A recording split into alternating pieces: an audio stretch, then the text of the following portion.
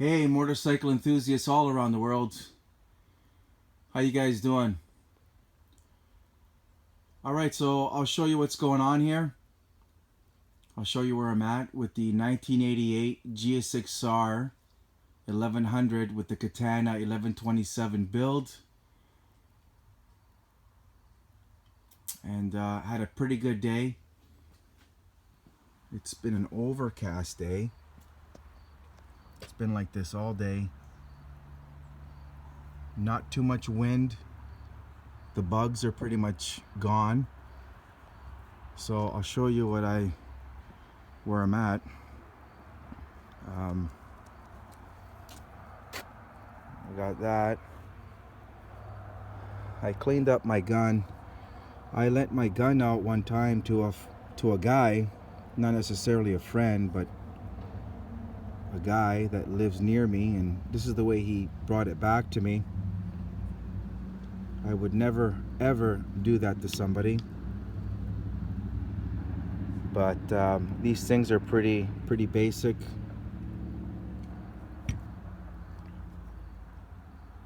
Just clean them up and keep going. So there's that.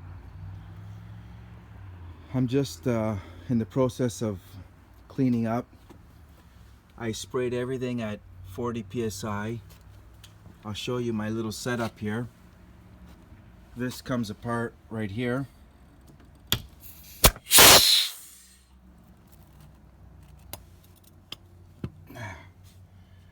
There it is there. Here's my regulator that it works. So that's how I got that set up. There's that. I'll show you what I use.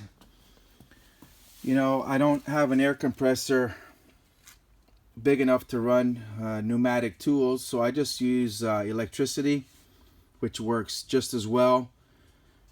So I got this little orbital sander, and so when I'm busting things down, I use, this is what I had, guys, so this is what I'm using.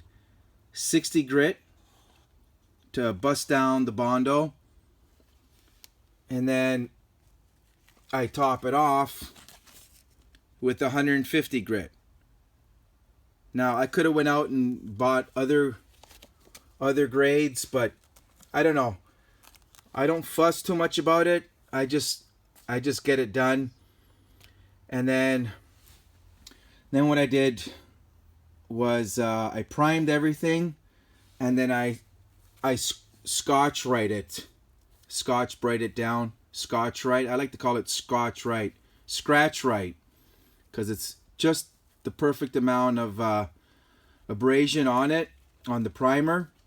Doesn't take the primer off, it just scuffs it down. And then from there,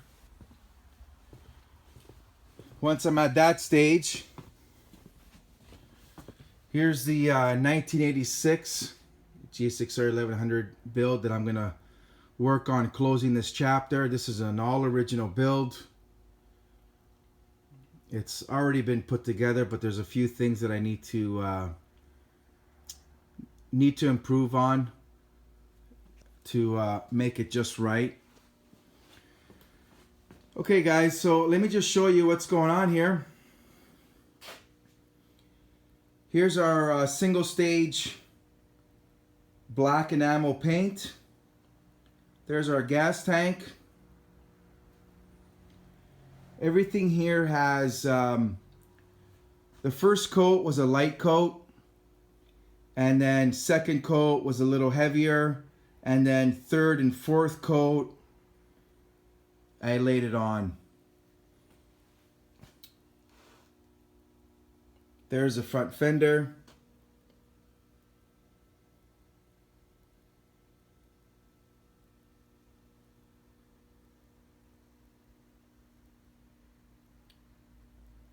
Now when you're painting this stuff outside, you're going to get a little bit of trash in the paint.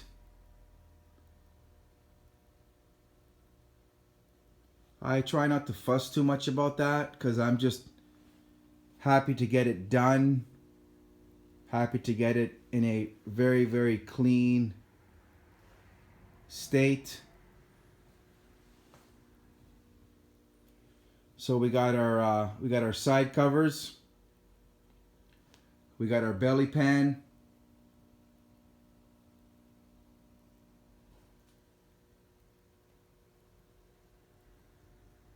We got our front mids.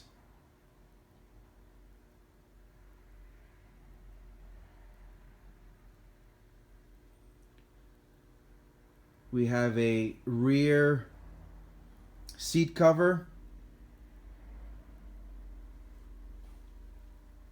We have our rear tail fairings.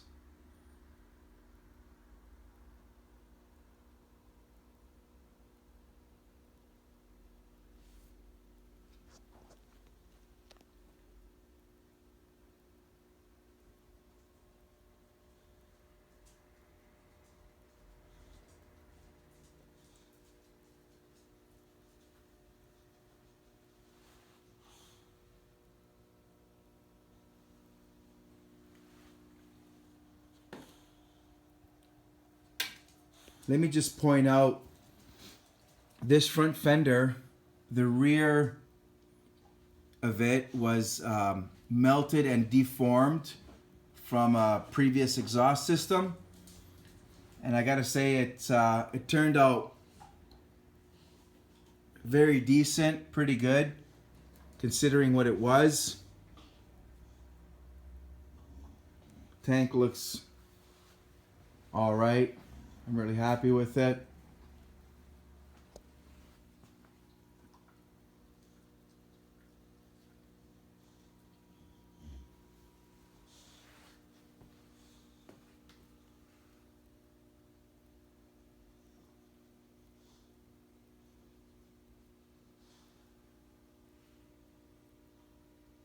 I took the time and painted the insides of all the fairings black. I just bought very economical rattle can black for that because it was all different types of colors. So it's pretty uniform now.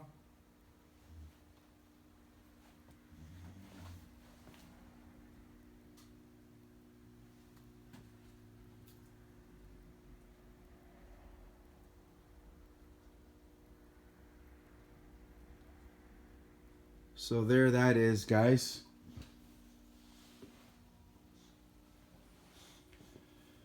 I brought them inside because as I was painting outside, I was placing them in various places because I don't really have a nice setup to paint. You really need a setup to paint if you're going to do this professionally. But I had it outside in different places, and I thought, you know, if I leave this outside, I might get critters that, you know, run on top of it or whatever, or who knows what's going to happen, or it might rain tonight. So I brought everything inside because, you know, it's like going to school and saying, you know, my dog ate my homework, right? That's a very, very poor excuse. So it's inside, it's safe, it's high so that Rosie doesn't go around sniffing it and get her you know, her muddy muzzle all over everything. So I got everything covered on that, guys. I put this here so I don't forget to talk about it. I was hoping maybe I would trip over it, but here it is. So here's the one thing I didn't get to because I kind of fell behind with the body work on it and work and whatnot. But I did some serious layers of fiberglass reinforcing in the two corners that are susceptible to bending and cracking. So we got that covered.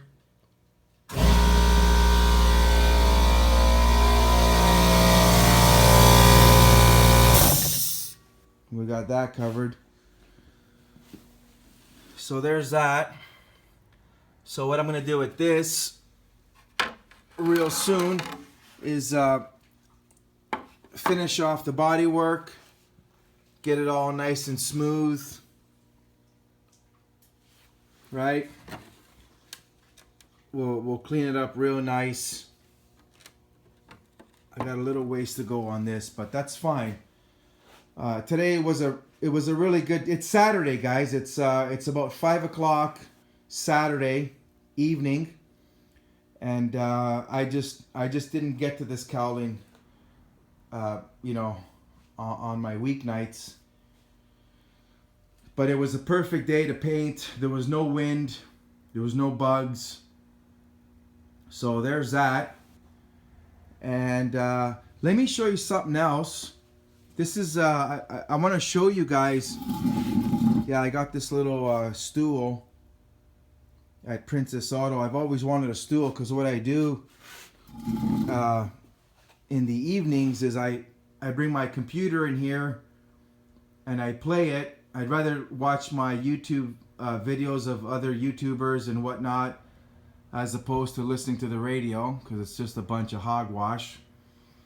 And so I brought this little stool and I can sit on here now at a good height and access my bench. And I'll show you what's going on here with this 1986 GSXR1100 fairing, which is in beautiful condition.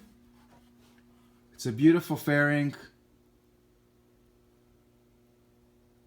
and I'm going to use it on this all original build here so I can button it up. But this part here was broken, so what I did was I drilled very fine holes into the fairing, and I inserted some steel wire. I'm a firm believer of incorporating steel in any of your repairs in fiberglass. So I got a really thick wire that goes along in here, goes along, does that bend, and does that bend, comes around here and stops. And then I have other filaments of wire that go there. Now this is a very premature stage. I formed it, I cast it. I used a broken fairing, a broken windscreen. It's in the trash right now because it was a small piece, and I basically bolted it up to these three screws here. So it gave me a pretty reasonable angle to kind of follow through with. And so I got that in there. Have a good look at that.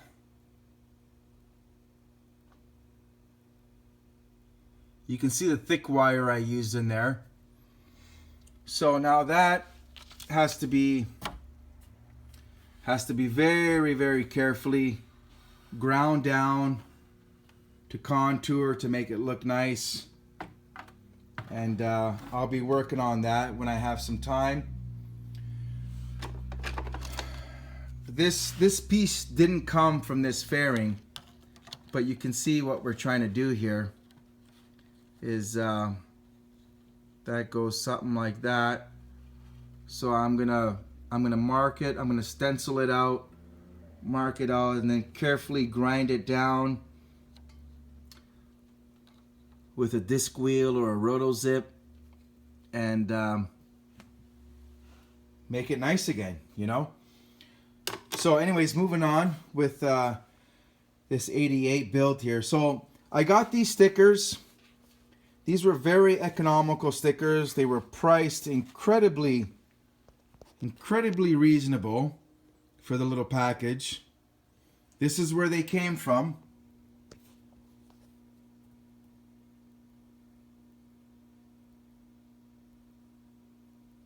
Okay, check them out. They were priced reasonable. There's your belly pan R's. This goes on the gas tank. These are not used. These are not applicable. These are applicable. You got your front cowling Suzuki. You only need one really, and then you need one in the rear brake tail. Anyways, I got these at a very reasonable price. I honestly, guys, I think I paid like, it sounds ridiculous, but I paid under $20, I think, for these stickers. I think I ordered them about a month ago, and they just came in not too long ago. Now, these aren't the stickers for the, I think it's a 1987 or 1988 GSXR1100. I think it's an Aussie edition, Australian edition, with the gold emblems. Very cool looking bike. And for someone who's not a professional painter, like, could you imagine doing all these stripes, stickers and stripes, and doing all that? I mean, I don't know. That's pretty hardcore, guys. So this little black edition is pretty reasonable. I mean, it can be done by myself and you guys, because you just paint everything black, and then ideally, what I should be doing is bust it down with probably 600 or 800 grit wet sand. Take the sheen off, put the stickers on, and then clear coat it. So there's a second set of stickers coming in the mail. I should be getting them soon. When they get here, guys, I'll show you the difference, and we'll talk about it a little bit further. But I don't know. These are kind of cool, and I'm kind of debating if I'm going to use this package, because ideally this 1988 1100 build with the Katana 1127 isn't exactly an all original build.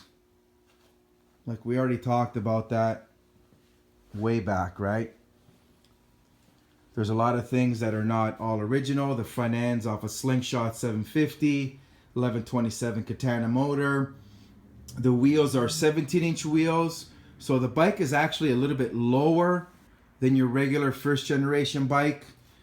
I got the rear blinkers on, and they're not original, but they're nice, and I cleaned them up and I used them. A lot of things on this build are not all original build, but I